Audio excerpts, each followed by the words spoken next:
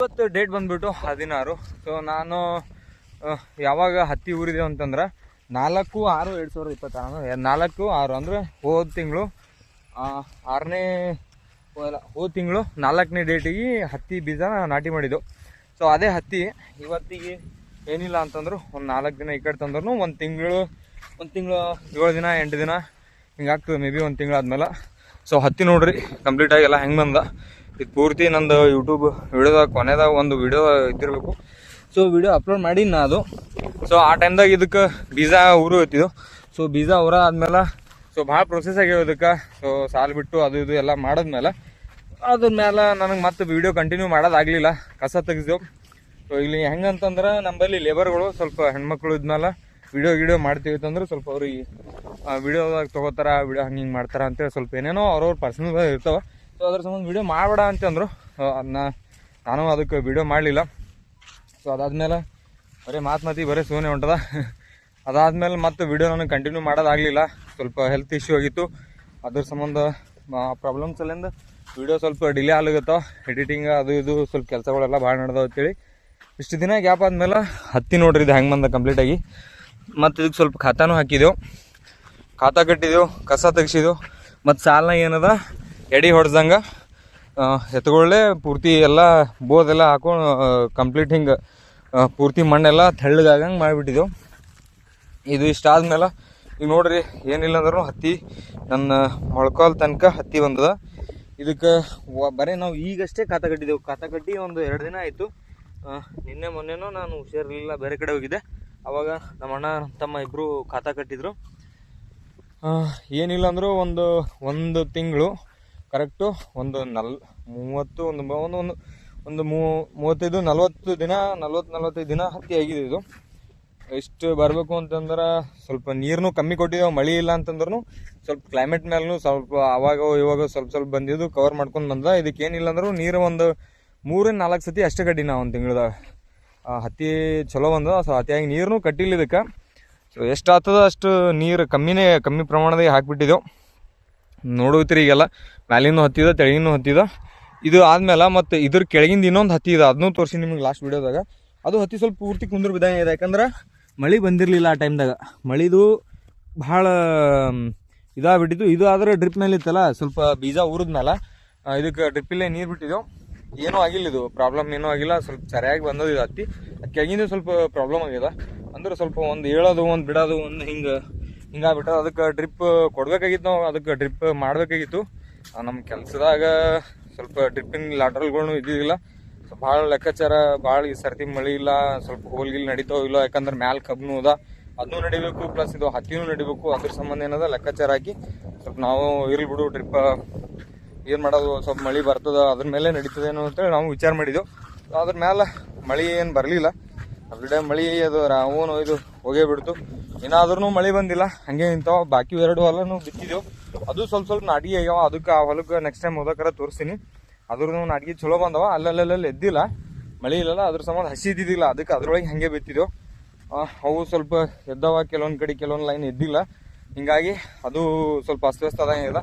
ಮಳೆ ನೋಡ್ರಿ ಇಷ್ಟೊತ್ತಿ ಮಳೆಗಾಲ ಚಾಲೂ ಆಗ್ಯದ, ಅಂದ್ರೂ ಬರ್ಬೇಕಾಗಿತ್ತು ಭಾಳ ಮಳೆ. ಮಳೆಯಿಂದ ಪೂರ್ತಿ ಒಂದು ಸ್ವಲ್ಪನೂ ಇಲ್ಲ ಮಳೆ. ಅದರ ಸಂಬಂಧ ಹಿಂಗೆ ಡ್ರಿಪ್ ಹಾಕ್ಕೊಂಡು ಈಗ ಇವು ನೀರಾವರಿ ಬೆಳೆ ಅಥವಾ ಇದಕ್ಕೆ ನಾವು ಏನೋ ಮಾಡಕ್ಕೆ ಬರಲ್ಲ. ಸೊ ಮೋಟ್ರ್ ಕರೆಂಟ್ ಕೊಟ್ಟರು ಅಂತಂದ್ರೆ ಸ್ವಲ್ಪ ಅದ್ರ ಮೇಲೆ ಹೆಂಗೋ ಹಿಡ್ಕೊಂಬರ್ಬೋದು ಈ ಬೆಳೆಗೆ. ಬಟ್ ಮೇಲಡ್ವಿ ಅಂದ್ರೆ ಈ ಥರ ಅಲ್ಲಿ ಕಾಣಿಸ್ತಲ್ಲ, ಒಣ ಬೇಸಾಯ ಮೇಲೆ ಬೆಳೆ ತೊಗೊಂಬರ್ಬೇಕು ಅಂದ್ರೆ ನಾವು ಮಳೆ ಮೇಲೆ ಡಿಪೆಂಡ್ ಆಗಬೇಕು.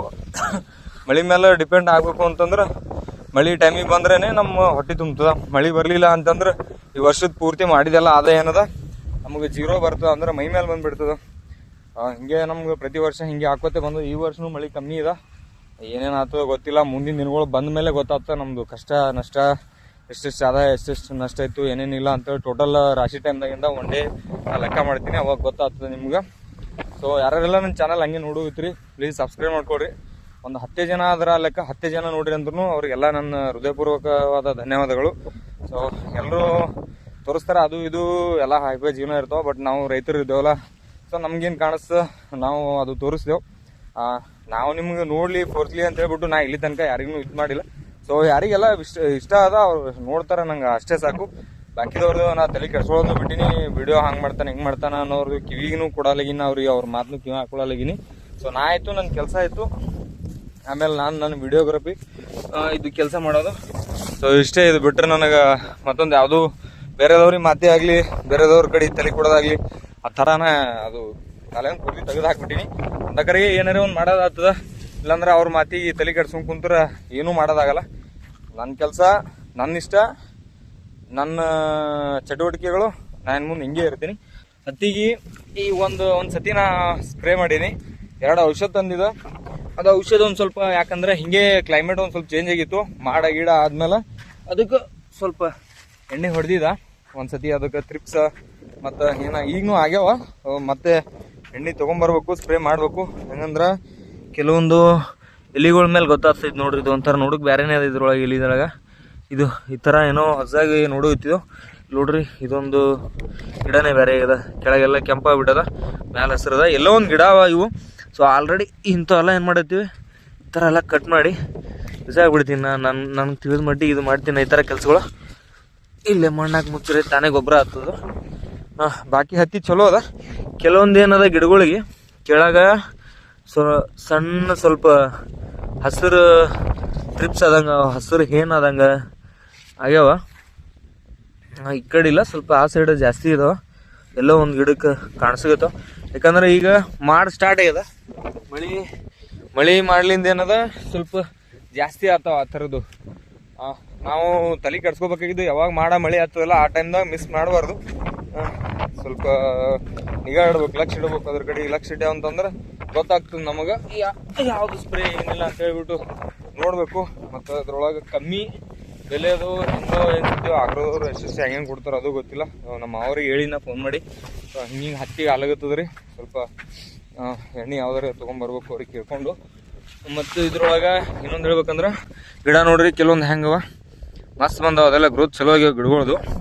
ಈಗೇ ನಮ್ಮ ಗಿಡಕ್ಕೆ ಇಲ್ಲಿ ನೋಡ್ರಿ ಮಗ್ಗಿ ಆದಂಗೆ ಇಲ್ಲಿ ನೋಡ್ರಿ, ಇದು ಆಮೇಲೆ ಇಲ್ಲಿ ಟೋಟಲ್ ಕೌಂಟ್ ಮಾಡ್ಬೇಕಂದ್ರೆ ಒಂದೊಂದು ಕೆಲವೊಂದು ಗಿಡ ಸೈಡಿಗೂ ಹೊಡ್ಲಿತ್ತಾವ. ಇಲ್ಲಿ ನೋಡು, ಹಿಂಗೆ ಸೈಡಿಗೆ ಒಂದು ಹೋಗ್ಯದ.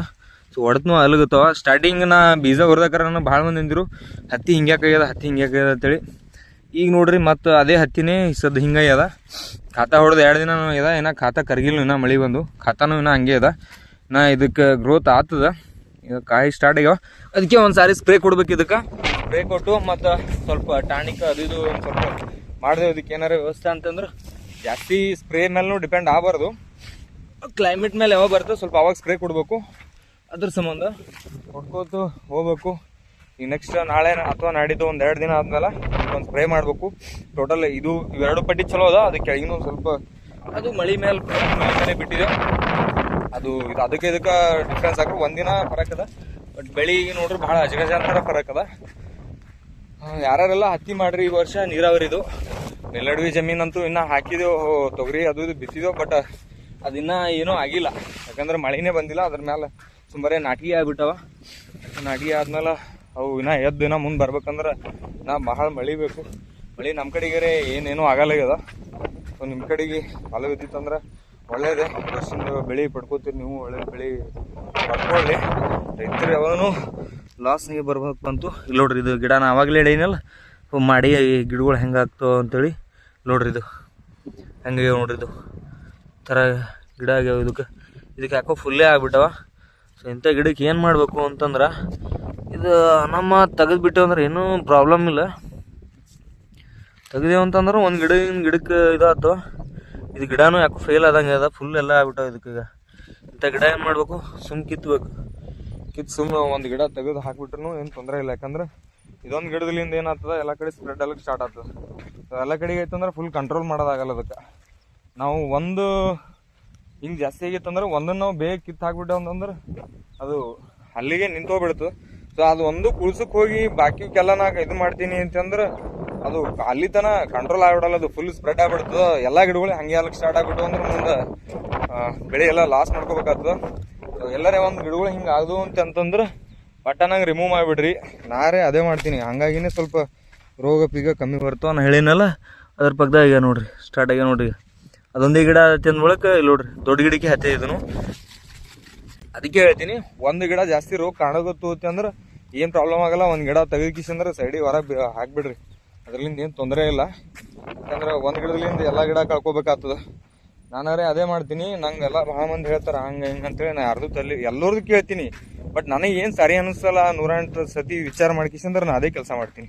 ಸೊ ನಿಮ್ಗೆ ಏನು ಅನ್ನಿಸ್ತಾ ನನಗೆ ಹೇಳ್ರಿ, ನಾ ಮಾಡೋದು ಸರಿ ಅನ್ನಿಸ್ತಾ ಏನು ತಪ್ಪು ಅನ್ನಿಸ್ತಾ ಅಂತೇಳಿ.